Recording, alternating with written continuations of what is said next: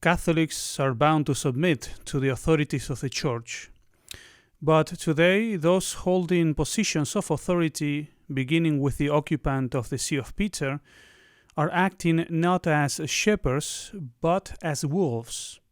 Catholics are being persecuted for being Catholic, and the persecutors are the very people who are supposed to be protecting the Catholic faith. We cannot be placed in such an impossible situation, not by a church which is of divine constitution.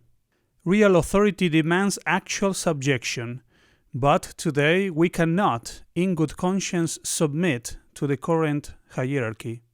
There is only one way out, understanding that the nature of ecclesiastical jurisdiction is such that the intention of imposing false doctrines and evil laws is actually an obstacle to the reception of authority.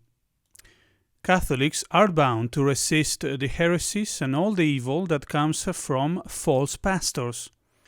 But they must also understand that it is not the authority of the Catholic Church they are resisting. The current claimant of the See of Peter has no real power from God to rule the Church.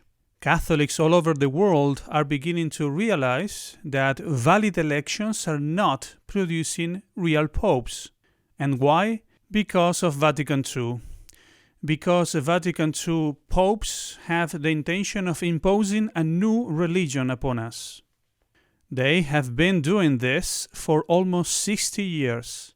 Francis' predecessors tried to keep an appearance of continuity with the past, but Francis himself does not care.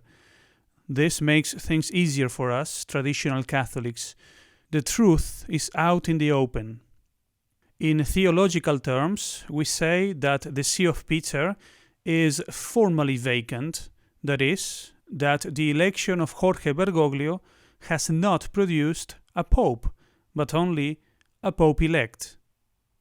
What happens if Bergoglio sincerely repudiates Vatican II?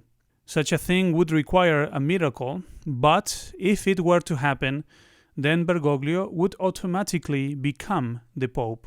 We believe that the more people understand what is really going on in the Catholic Church, the sooner the crisis of authority in the Church will end.